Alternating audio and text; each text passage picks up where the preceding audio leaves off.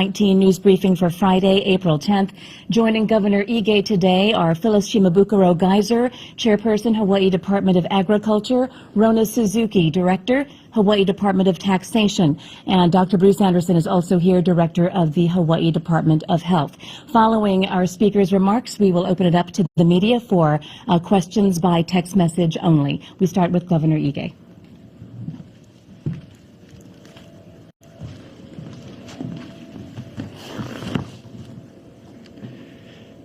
Good afternoon.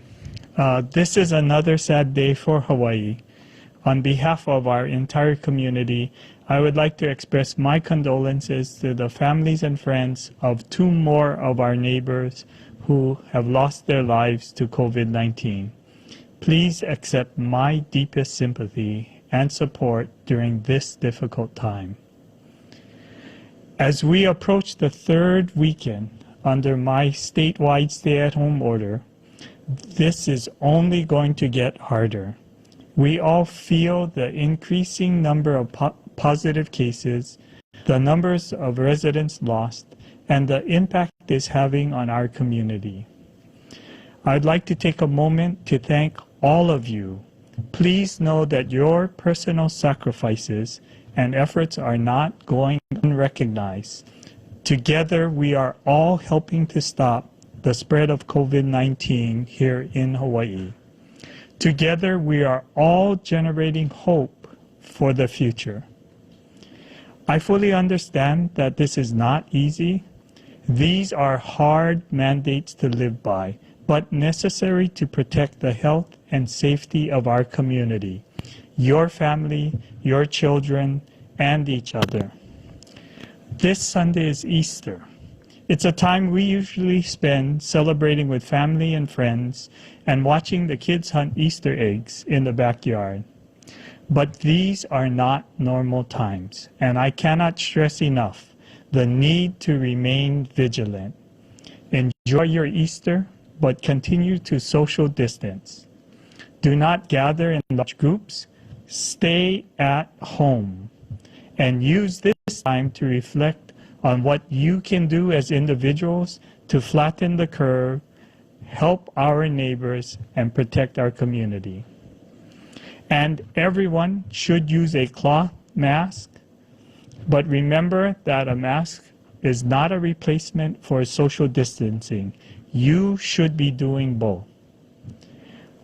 Due to Hawaii's dependence on imports, we have been working hard to increase our state's food production and food security needs. Agriculture has always been a part of the fabric of our community.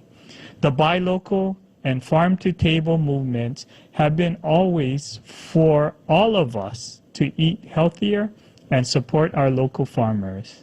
Now more than ever, they need our help. The number of hotels and restaurants closing, farmers are losing business and are on the brink of shutting down. Please be assured that we are taking measures to help our local farmers. The Director of the Department of Agriculture, Phyllis Shimabukuro Geyser, is here to provide an update on the state's COVID-19 Emergency Farmer Relief Fund. Also here with us today is Rona Suzuki, Director of the Department of Taxation, who worked with the Department of Business and Economic Development to develop a new mobile phone app that will be used to help track all persons traveling to and within Hawaii who are required to self-quarantine for 2 weeks.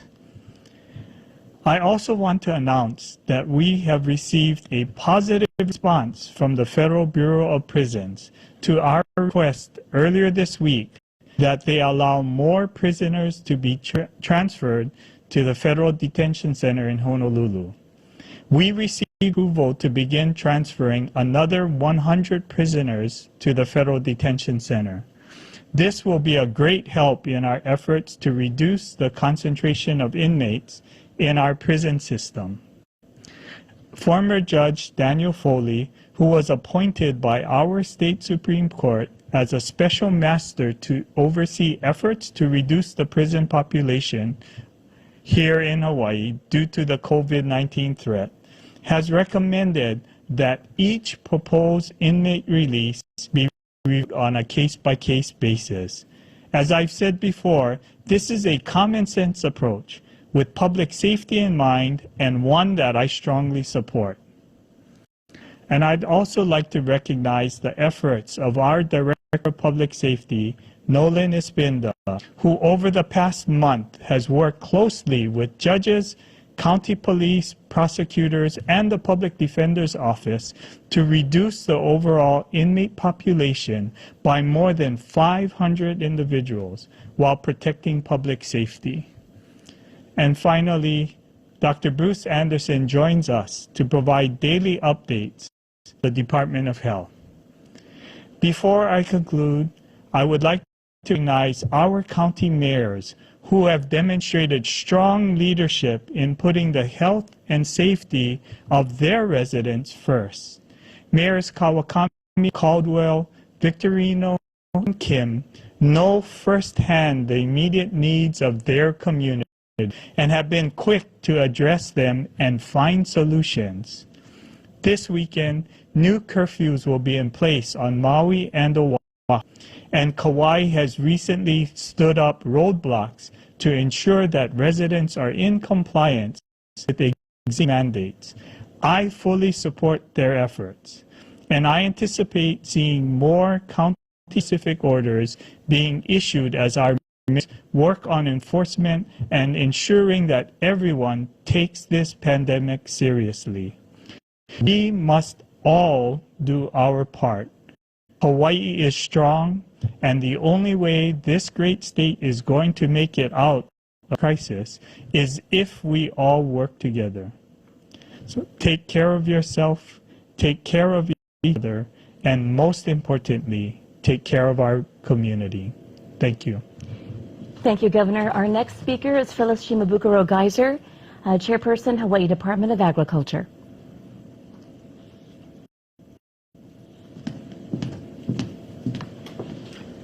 Aloha and good afternoon. As with all sectors of our community, agricultural industries are being severely impacted by COVID-19. Hawaii's restaurants, hotels, and visitor industry have been a reliable purveyor and truly supportive force for our local agriculture, not just for food, but also in floriculture. The shuttering of businesses in these industries have left our farmers, ranchers, and other producers taking significant losses in their perishable commodities. It has also impacted local pork producers who rely on restaurant food scraps to feed their hogs. Without that resource, farmers must purchase feed at an unanticipated and high expense. It's so very important that we support our farmers, ranchers, and food producers through this difficult time so that their businesses can survive through this emergency. Because when we get through this, we will all need them to still be there to feed us. We must not let the people who produce our food go out of business. The Hawaii Department of Agriculture has minimal resources. Governor Ige's emergency proclamation allowed the use of the Agricultural Development and Food Security Special Fund, or commonly referred to as barrel tax funds, to create the COVID-19 Farmer Emergency Relief Fund. Total funding is about $250,000. Individual farms and farmers may receive up to $2,000. Nonprofit agricultural groups may receive up to $10,000. Hawaii Department of Agriculture received 333 applications requesting $1.2 million. Funds are limited, so not all applications can be funded.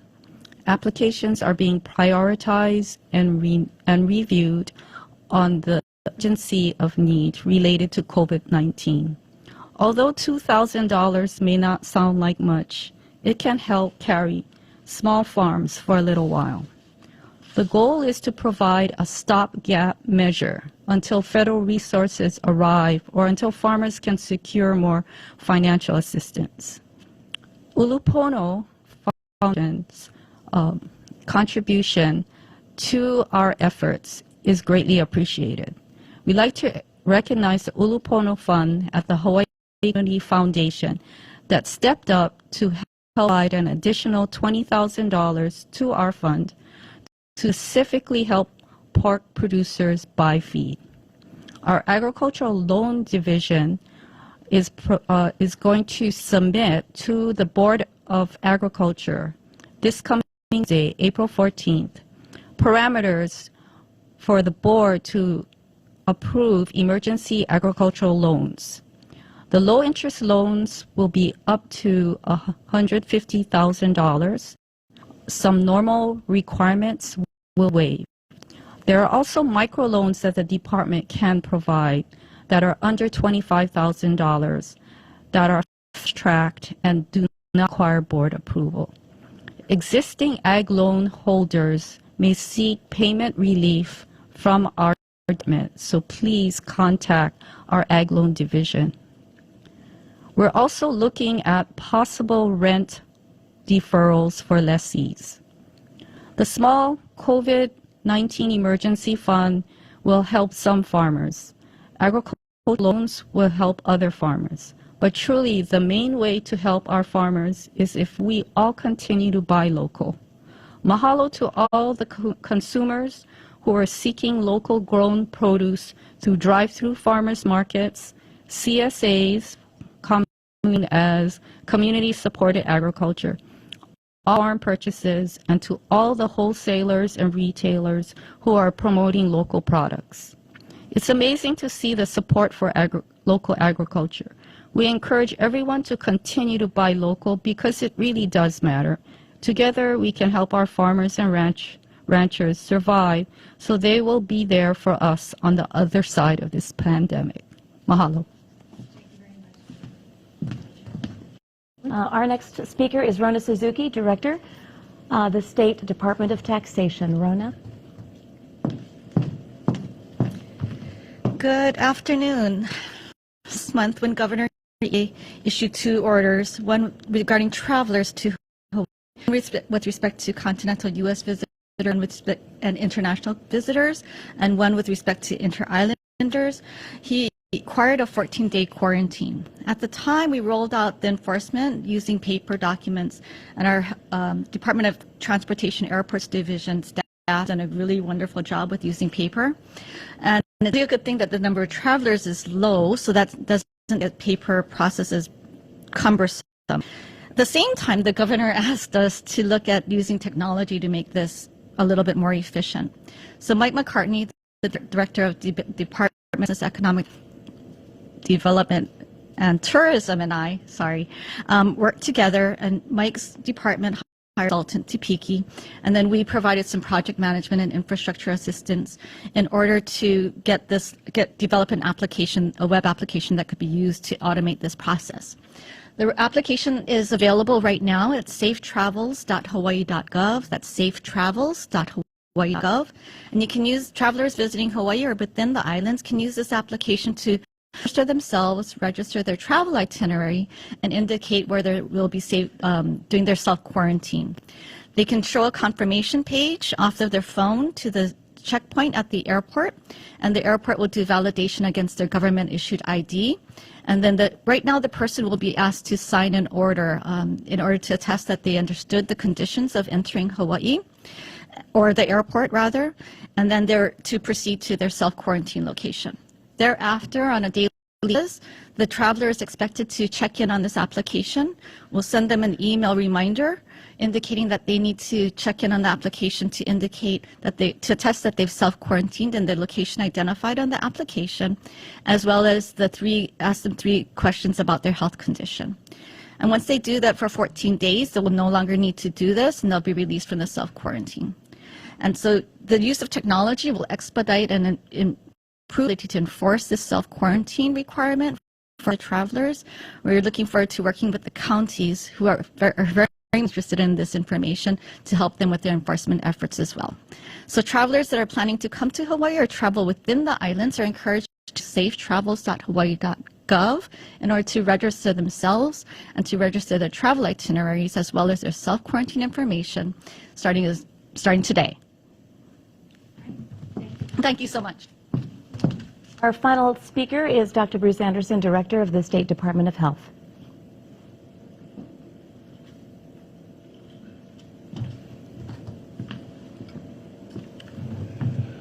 Aloha, everyone. We have sad news to report today. 2 additional COVID-19 associated deaths reported to the Department of Health this morning. On behalf of the department, I want to express our sincere condolences to the family and friends of those individuals. This serious and life-threatening illness, and we all need to take precautions to protect each other. We expect there will be many more cases and unfortunately more deaths as this disease continues to spread through portions of our state. We're doing everything we can to stop its spread, but we're anticipating we are going to see some additional deaths as we go forward.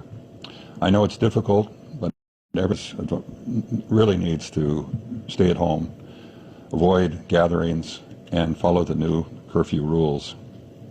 The 7th death in the state was an older adult woman who was medically fragile and hospitalized.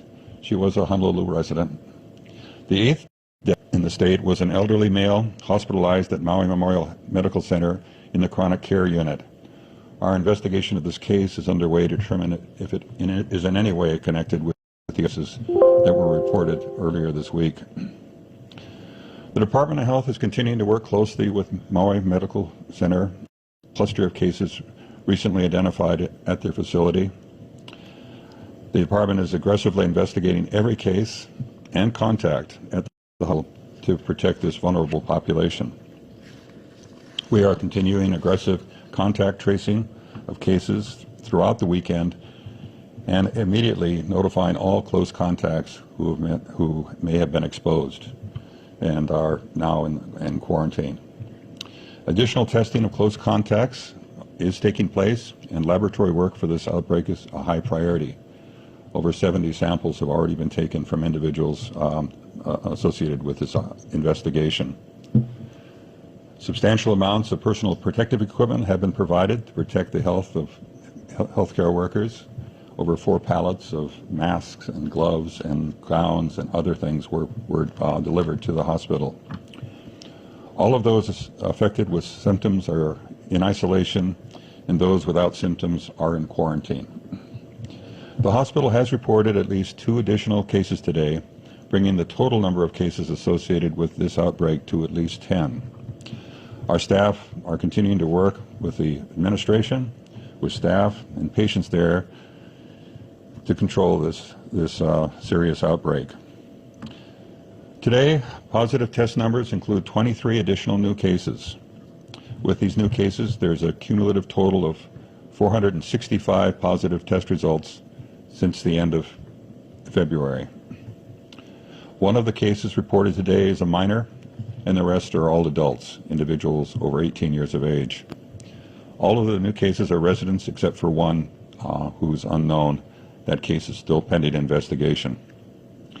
To date, there have been nearly 10,000 tests conducted throughout Hawaii. As I mentioned earlier, Hawaii is doing more testing per capita than most states in the U.S. and in most countries across the world. A final word about testing. The Department of Health supports testing of individuals with symptoms, but is not advocating mass testing at this time. Our current requirements align perfectly with the Centers for Disease Control and Prevention. Only certain people with COVID-like symptoms, such as fever and cough, need to be tested. People who have COVID-like symptoms and who have chronic medical conditions or who are older are at most risk and should be tested because they're at risk for severe disease, and knowing whether they have COVID may affect their health care treatment. Most other people who are sick do not need to be tested, since they will have mild illness and are able to recover at home. So testing will not change their treatment or need to stay at home until they are well. Your doctor is going to tell you the same thing at home. Although asymptomatic and pre-symptomatic infection and transmission may occur, in general, the Department of Health recommends testing only symptomatic persons for the following reasons. First, the test was developed and approved only for those who are symptomatic. Laboratories are facing ongoing shortages of kits and consumable supplies. Personal protective equipment required to collect specimens and to perform testing are critically short in supply. Indiscriminate use will further shortages, placing healthcare and laboratory personnel at risk for infection. All close contacts of COVID-19 patients should be in 14 days of quarantine. Adhere to quarantine effectively minimize their risk to others. Testing asymptomatic contacts will not change or shorten their quarantine requirement. And finally, testing of asymptomatic persons should be reserved for selected situations as guided by specific public health or infection control objectives, such as the outbreaks that may occur in nursing homes or in the case of Maui Memorial Hospital, a hospital-associated outbreak. Thank you. All right, we start. Dr. Anderson, you might want to stay right there because our first question is for you. This is a question and answer period. We start with Ashley Mizuo over at Hawaii Public Radio. Her first question is, the CDC is calling for greatly expanded contact tracing, but the DOH has not significantly ramped up its program. Why not, and what is holding back its expansion? I would take exception to that comment. We have over 30 volunteers now working on contact tracing, and in fact they're working through the weekend to do that. I think we're probably one of the most aggressive states in the country now for contacts. In many states where they're dealing with hundreds, in some cases thousands of cases, they're not able to follow up on contacts, and they count on public health measures to try to stop the disease from spreading. In our state, we're doing both. We're aggressively pursuing contacts, making sure that they are quarantined or in isolation if they need to be, and we are also imposing very significant mitigation measures, which is what's going to keep people from getting sick in the first place. Okay. Also, Dr. Anderson, this is from Lauren Day, KHON2. With the outbreak at Maui Memorial growing, what can the state do to prevent it from happening at other hospitals? Should all hospitals allow workers to wear their own N95 masks if the hospital is unable to provide it for them? This is a growing complaint from the nurses union. I'm pleased that at most hospitals in the state, in fact, now all we know of are implementing aggressive infection control measures, making sure their staff are trained on the use of personal protective equipment, making sure that they are staff know what the new policies are. Policies are changing, and I think a lot of the hospitals are trying to keep up with those policies as it relates to the wearing of masks and using other protective equipment.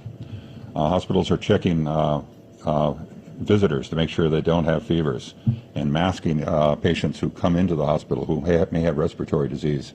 This was never done in the past, and I think hospitals have gone through a learning cycle here, and most of them are actually doing very, very well. Maui Memorial, I might add, has done a great job, as I see it, in the last week or two, at least as we've been monitoring the situation, in improving their infection control procedures. Okay. Another question for you, sir. This is from Blaze Lovell over at Civil Beat. Have airport screenings led to any positive cases, and have any passengers been sent to local hospitals as far as you're aware? I'm not aware that any screenings have identified positive cases. They're not being tested at the airport. They're being tested for temperatures, for fever, and so forth, and presumably screened for obvious symptoms. But as far as I know, we haven't intercepted any individuals who have been tested positive for COVID-19. Okay. You may have answered this earlier in your remarks, but this is from Wendy Osher, Maui Now. Is there any indication that any deaths in Maui County are tied in any way to the cluster of 19 at Maui Memorial? There's one case that we're looking at, an elderly individual who was in the chronic care unit. It's a possibility that there was some association there. The outbreak in Maui Memorial was relatively limited to 2 wards as far as we know, and we're continuing to look into whether patients or there were affected. You asked what hospitals are doing earlier that might be helpful. In this case, there was at least one employee at Maui Memorial who was sick at work for an extended period of time who was later found positive for COVID-19. It's critically important that workers not be allowed to work on the wards or anywhere else. If you're sick, you should stay home, and employers should insist that people stay home. That's where most of the problems here have occurred. Okay. This is from Melissa Tanji, Maui News. What specific steps has DOH asked Maui Memorial to do, other than stay at home? Does it include testing all hospital employees?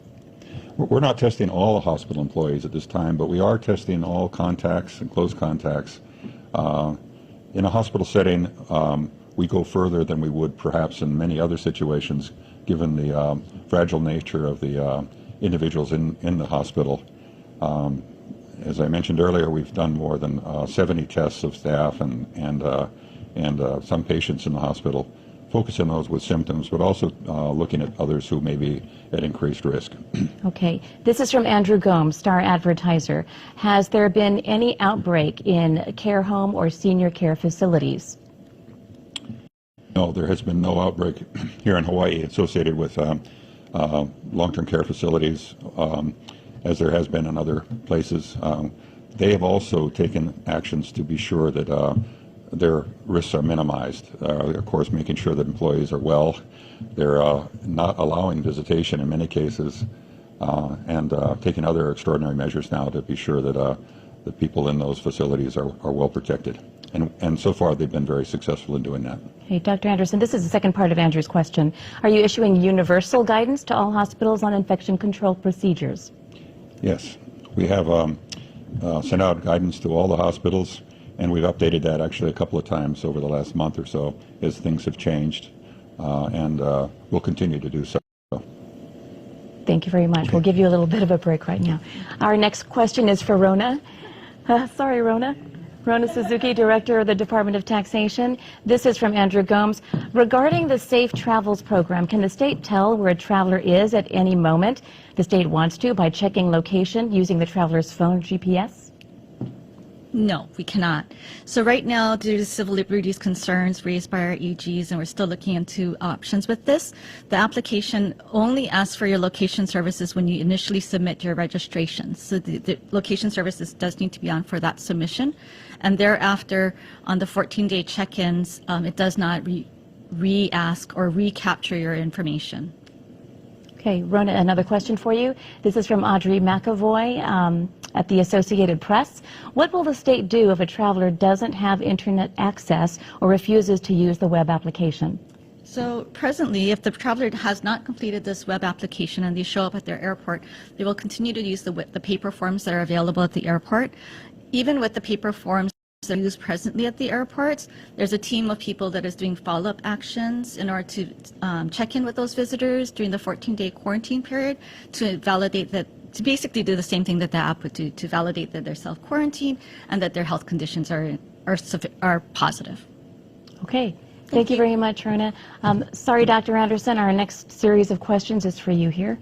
Daryl Huff, HNN, asking, have you begun to get results from the Molokai testing, and what do they show? Daryl, I don't have the results on that testing. I know there were a number of people sampled recently. Typically, it would take a few days to get those results. We do prioritize healthcare workers and others, and we are testing those at our state lab, and they are given priority at the private labs as well. But I have not seen the results coming back from that round of testing. Okay, you have another question here. Dr. Anderson, this is from a Blaze Level Civil Beat. Is there evidence that curfews are an effective way to stop the spread of the coronavirus? I think any activities that will discourage gathering and contact would. It was interesting to me to see that in New Zealand, where they imposed very stringent controls, including curfews, part of the reason for imposing the curfews was because the infection rates among millennials, people between 20 and 24, were very high. I can't speak for all millennials, but keeping people from gathering in the evenings and so forth, I think is an important step in the right direction, and certainly should help to prevent gathering and close contact at parties and in other activities that may encourage gathering. Okay, thank you very much, Dr. Anderson. This is from Lauren Day, KHON2. For you, Dr. Anderson, can you clarify why does the DOH not want to do massive testing? LG Josh Green here this week that he wants to test all close contacts of those who tested positive, whether or they are showing symptoms. With Maui Memorial, we are testing all close contacts and even contacts. In a hospital setting and a long-term care facility and other places, people realize the limitations of the test. The test really doesn't assure that someone isn't infected. In fact, the virus multiplies in the course of the infection. And if you test someone early on, you're not going to see the virus, even if you do a test. It gives the individual a false sense of security that they're not infected when they may be, and that could be as harmful as knowing you're tested and positive. So I would be cautious about testing everyone, but in these situations, catching people who might be pre-symptomatic, and particularly since many of them are healthcare workers and realize the limitations of the test, can be helpful, and we do that under circumstances like this. Lieutenant Governor Green, I think, supported our testing at the hospital of those who are asymptomatic, who were close contacts, and we agree with that. Okay, Dr. Anderson, question from Andrew Gomes, Star Advertiser.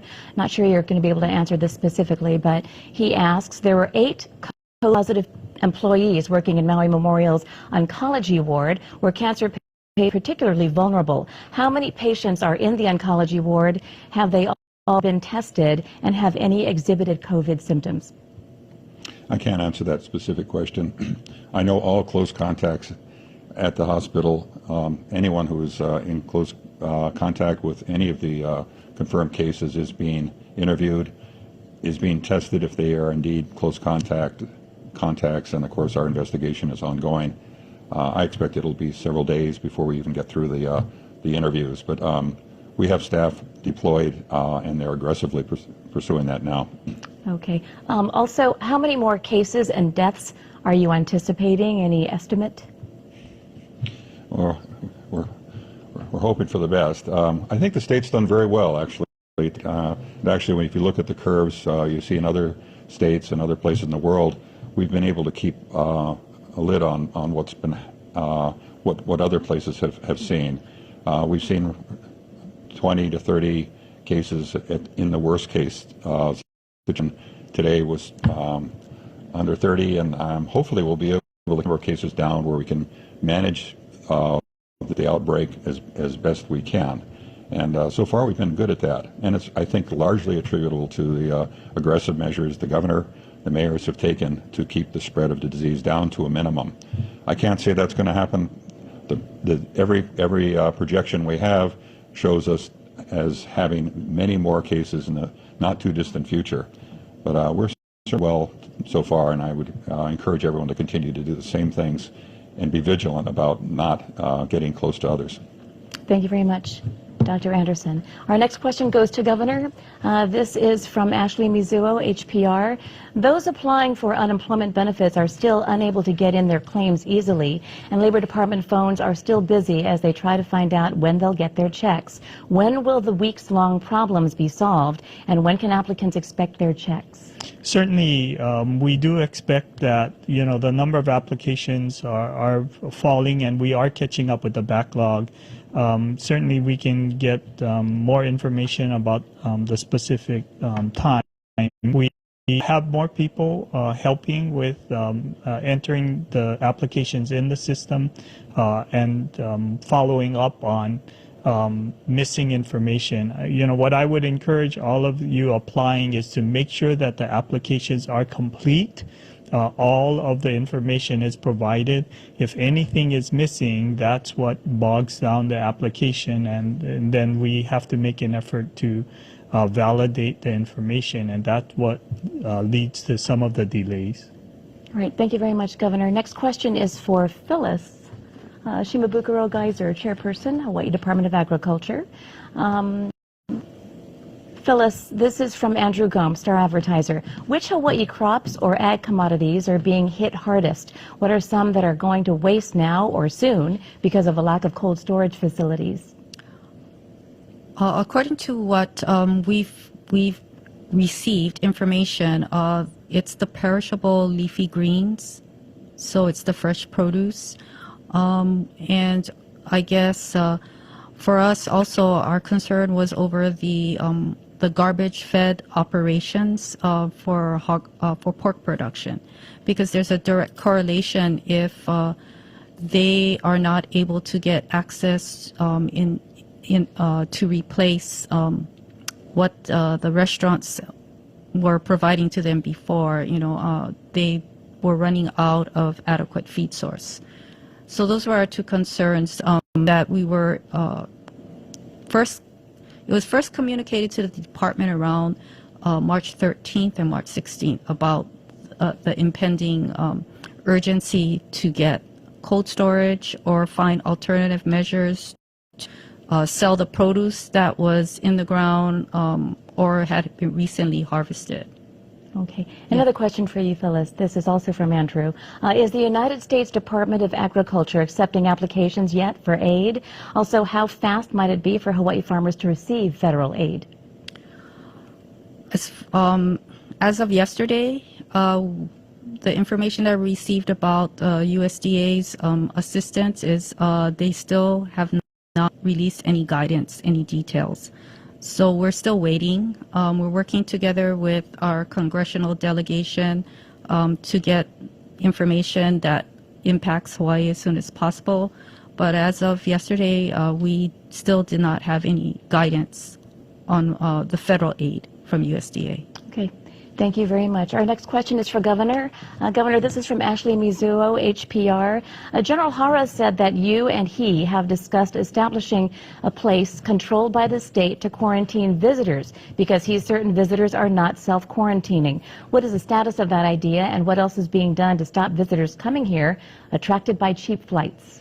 We are working with county law enforcement and improving the process, identifying the gaps, and really beginning to clamp down on those visitors who are not complying. We continue to work. I think the app that was out today is our effort to continue to improve. We certainly are looking at expanding that program to look at smartphone apps that would allow us to capture location, and we will be look at the legal issues involved with that and rolling that out. So this is a continuous improvement opportunity for us. We continue to work with law enforcement and looking at ways that we can improve how we register them and then follow up that will occur. All right. Thank you very much, Governor. Dr. Anderson, next question for you from Daryl Huff, HNN. Have you determined whether there were any travel-related infections that might have started the Maui Memorial Cluster, or do you believe they were infected patient or patients? Early on, when we first started hearing about patients associated with Maui Memorial, there were certainly some travel-associated cases. There were 2 or 3 who had a clear history of travel to other locations where COVID-19 is widespread. It's very possible that some of those cases were associated with contact with travelers. And as I mentioned earlier, one of the cases, or at least one employee was ill during the time that he was working. And that could have also been a major factor in the outbreak. We're still looking into factors. It isn't certainly one situation or one sole source of infection. I think there are a number of factors contributing, and that's what we would expect in a situation like this. But early on, there certainly were some travelers at the hospital that might have infected the staff, and that could have been the start of this. Okay. Dr. Anderson, another question for you. This is from Maui News, Melissa Tanji. What 2 wards in Maui Memorial have the most employees test positive, and any dangers of staff shortages? We haven't had the results back yet from much of the testing we've been doing. As I mentioned, 70 samples were collected yesterday. The 2 wards that were affected that I know of were the pediatric telemetry ward. The other that's more concerning is the skilled nursing facility there at the hospital. Of course, that's typically older individuals and people with chronic conditions. They would be at most risk. But as far as we know, the outbreak was limited to those 2 wards. The hospital still functions well. It's still able to take patients. There are much more stringent infection control measures being implemented, and it's a safe place to go, as safe as any place, any hospital. But those 2 wards were the ones who were that were most impacted initially. Okay. Dr. Anderson, another one from HNN, Daryl Huff. Maui Memorial's patient died April 7th, 3 days ago, prior to cluster being announced. Was there a delay in reporting this death, and why?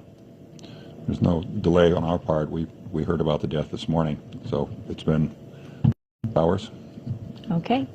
I believe, one more. This is from Wendy Osher, Maui Now. Are any of the new cases from today in rural areas on Maui? I would have to check the records to find out if where the locations were on that. Let me remind everyone that we do have a map now that's being posted that would show where we've had cases historically throughout the state. That's mapped by zip code, not necessarily where the person was infected, but where they live. That's a cumulative map and shows old cases going back all the way to the first cases we had here. So it's not indicative of what's happening today, but we thought it would be helpful to show where we've had cases around the state. If for no other reason to show that we're seeing cases from lots of different places, and there's no reason not to be vigilant if you live in a place where there is no recent case. Dr. Anderson, this could be for you or for Governor Ige. This is from Ashley Mizuo, HPR. Will healthcare workers start being prioritized for local testing? And are all the healthcare workers who want to be tested getting tested?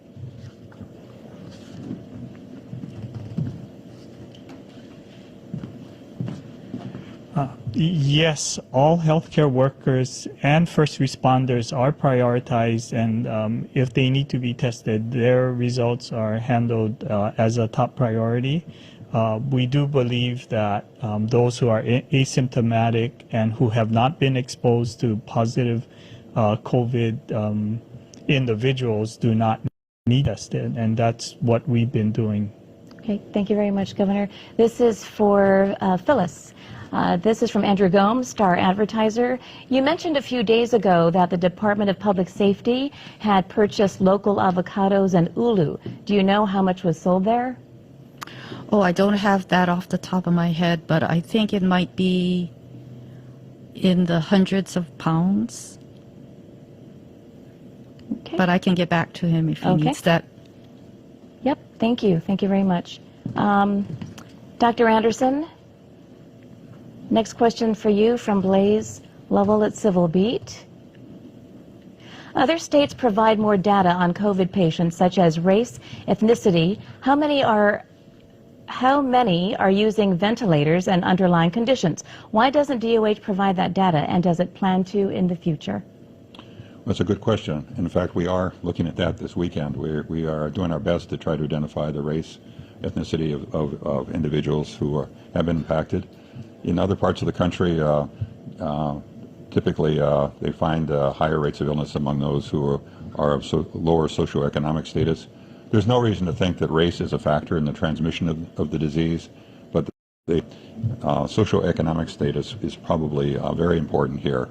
Here in Hawaii, we have lots of families living together. Extended families are common, and culturally, I think we tend to be very warm and embracing by nature, much more so than most places, and certain cultures are more so than others. So I think that's going to be a very interesting breakout when we get that.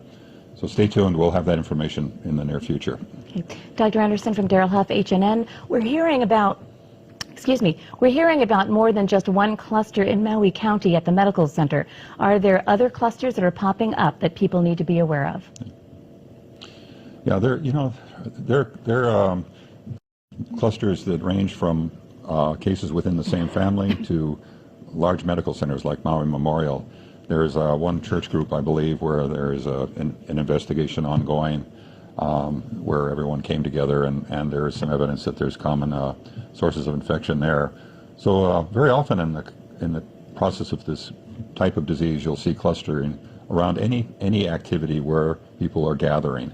That's the important reason not to get together with others at this point in time. That's just asking for trouble.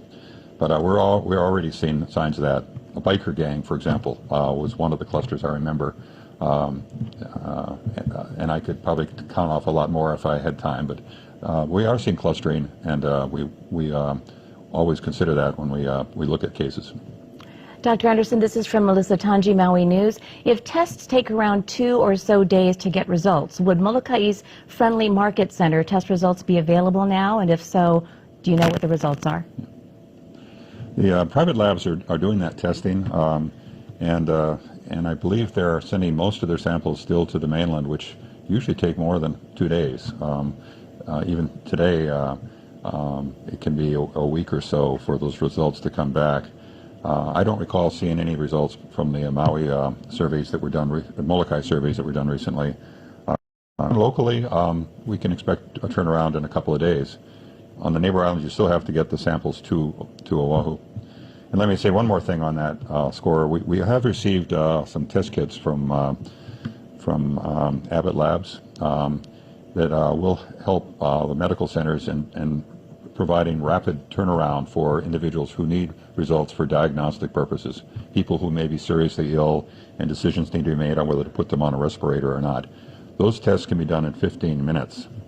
Unfortunately, we aren't able to provide the number of test kits that we need for that. We have a very limited number. In fact, for the entire week, we have 120 test kits to be used throughout the state. But we're deploying the instruments across the state. By the way, Maui is going to get a couple of those, and test kits as well to help them. But those test kits would not be appropriate for doing screening or testing of individuals who are symptomatic. That would be reserved typically for a setting where you needed to get really quick results to make decisions on treatment. Okay, this is a follow-up from Melissa, Dr. Anderson. She wants clarification. Was the cluster a bunch of churchgoers from Maui? Any idea? I don't know the details on that cluster, but I recall seeing that there was an investigation of a cluster of churchgoers. It's on. Okay. This is from Rick Kwan, actually, here. I'm reading this cold here. King's Cathedral on Maui is having a drive-in church service for Easter. Is that safe? I don't know the exact nature of that service. As I recall, there were some services planned for this weekend where individuals would be driving through in their cars, and there would be a broadcast, possibly through their radios, of the service.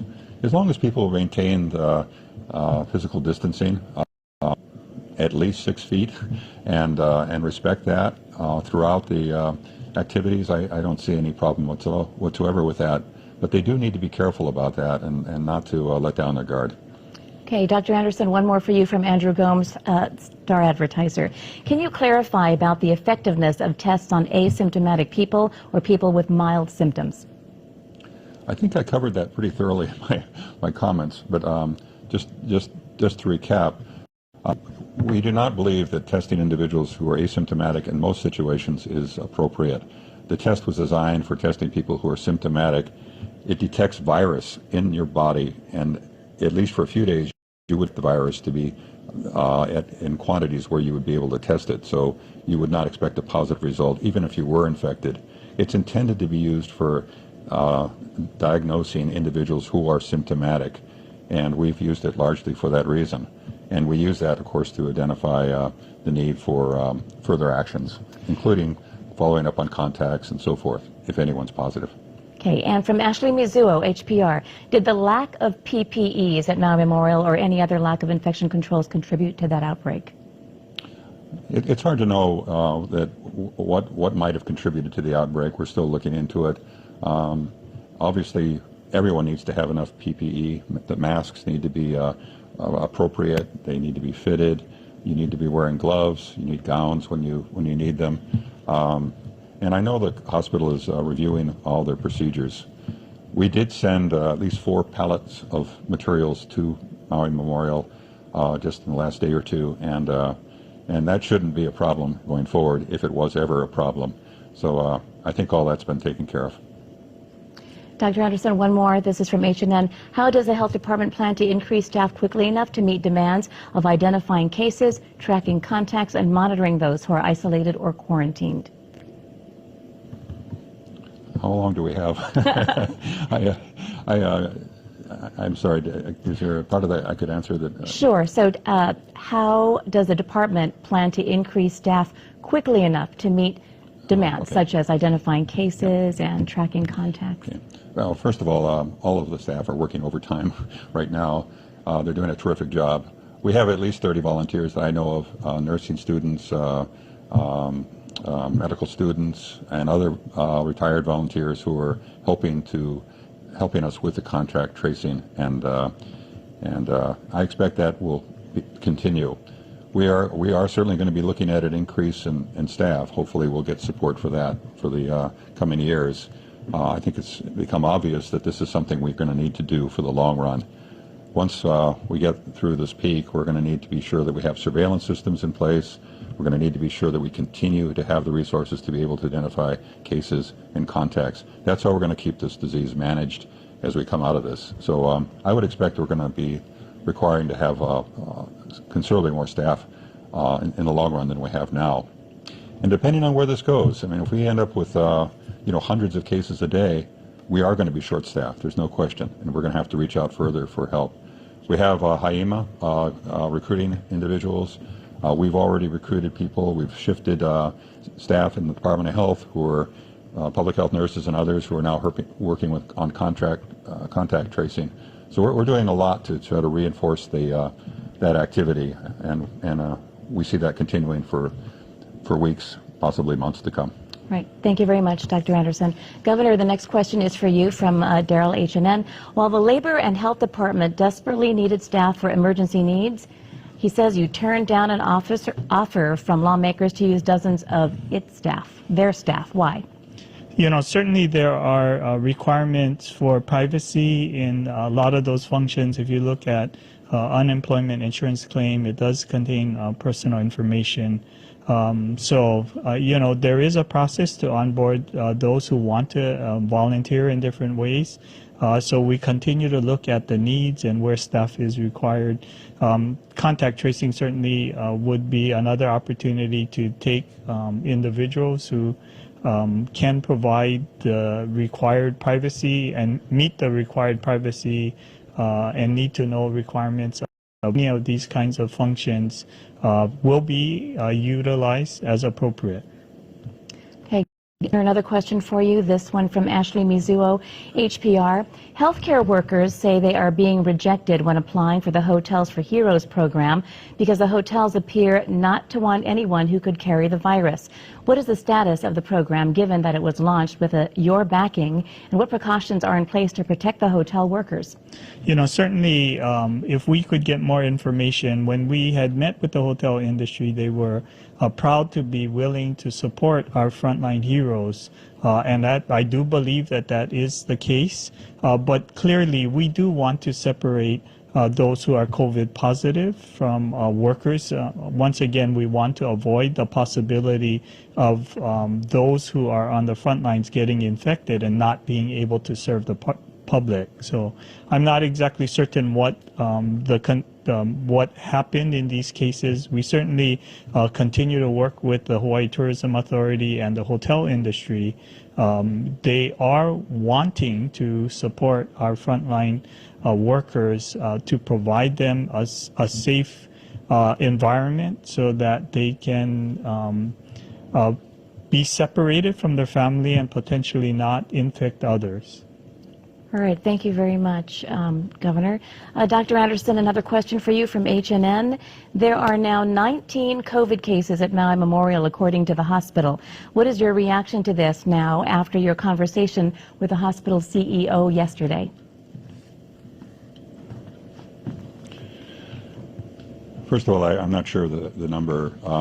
I was told we have about 10 individuals who were identified as confirmed cases associated with this outbreak. As I say, associated, there's some contact with the hospital. We did speak with the administration, and I was very pleased to see that they were very receptive to some comments that we made. and they had done a lot to try to come up to speed on all the infection control measures that were necessary. One of the things that I know they're working on probably as we speak is making sure all the staff there are familiar with the current policies and practices as it relates to infection control, and of course where equipment will be available should they need masks and other items that would be essential for that purpose. So the communication seems to be good there, and at least it has improved, and I would be surprised if there are any significant problems that are continuing. Obviously, there's a lot of catch-up to do, and what happened, happened. So we're going to need to make sure we do the best we can to try to identify cases and contacts and bring this whole thing to an end very quickly. Okay, Dr. Anderson, also from H&N, asking you if you know if there is a cluster tied to a Maui restaurant. I don't know of any. Let me emphasize that this is not a foodborne illness. If it was tied to a restaurant, it was because restaurants are common gatherings, and people would be sitting at a bar or at a table together, and perhaps not taking the social distancing, physical distancing into consideration. But that's the only reason why a restaurant might be a common source. I'm not aware of any, but there could be. All right. Thank you very much, Dr. Anderson. And if Governor Ige has his closing comments, we'll do that now.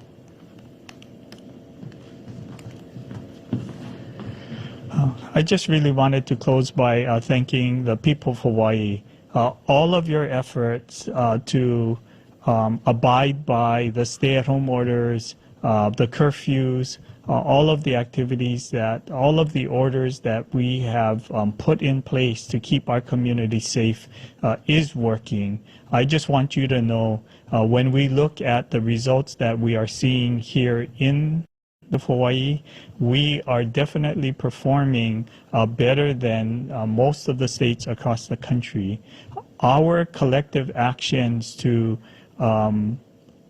abide by social distancing and the stay-at-home orders have really ensured that our healthcare system has not been overwhelmed as we see in so many other states, and that really has kept those that we lose to COVID-19 to a small number, as you've seen. I do know that each and every victim of COVID-19 is heartbreaking, but our collective efforts is reducing the curve and ensuring that we can survive the pandemic in the best way possible. So once again, I want to thank you for your efforts. Want to remind you to abide by the stay-at-home orders. Remember, if you are sick, you should isolate yourself regardless of what the symptoms are. We should all be practicing social distancing. We should act as if we're positive so that we reduce the risk of infecting others, especially those we love. And most importantly, we need to continue to work together as a community. We can only be successful if we all take personal responsibility and do all the things we need to do to crush COVID-19. Thank you so much for your commitment to our community. Take care of yourselves, take care of each other, and most importantly, help take care of our community.